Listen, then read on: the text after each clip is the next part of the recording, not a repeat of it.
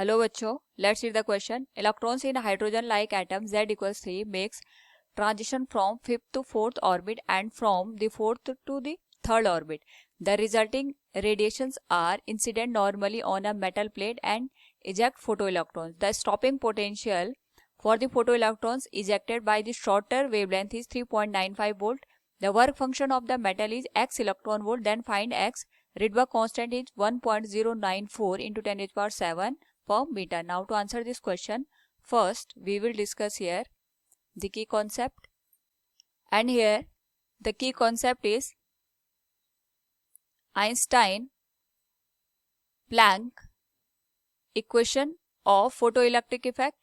तो जो हमारे पास होता है कि किसी भी सरफेस के ऊपर अगर हम h न्यू एनर्जी के फोटोन को इंसिडेंट कराते हैं तो इलेक्ट्रॉन इजेक्ट होता है फ्रॉम द सरफेस और रिमेनिंग एनर्जी काइनेटिक एनर्जी की फॉर्म में प्रोवाइड की जाती है टू द इलेक्ट्रॉन्स. अगर हम इसको मैथमेटिकली लिखें, it is given as h nu equals kinetic energy max plus work function phi not.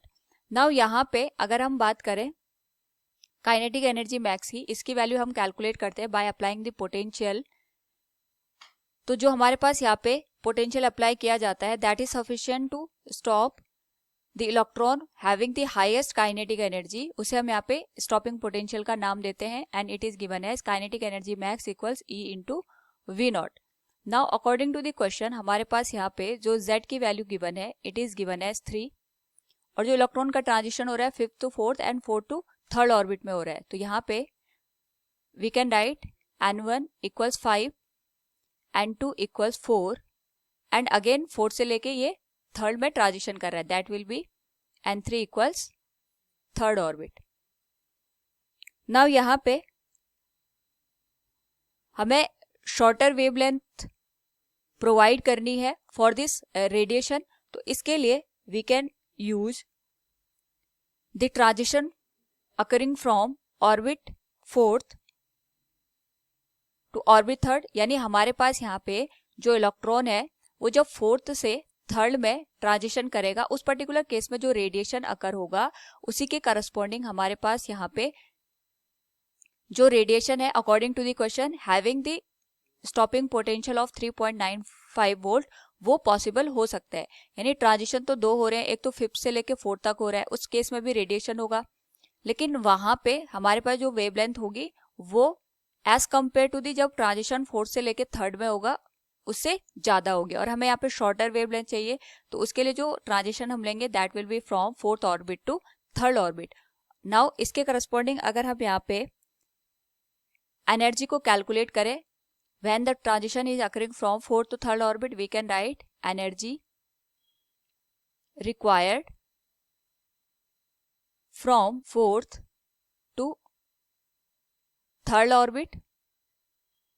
It is given as E equals E4 minus E3 or E4, and this can be given as minus 13.6 electron volt multiplied with z square multiplied with transition हो रहा है third orbit to from fourth orbit. तो हम इसको लिखेंगे 1 by n2 का square minus 1 by n3 का square.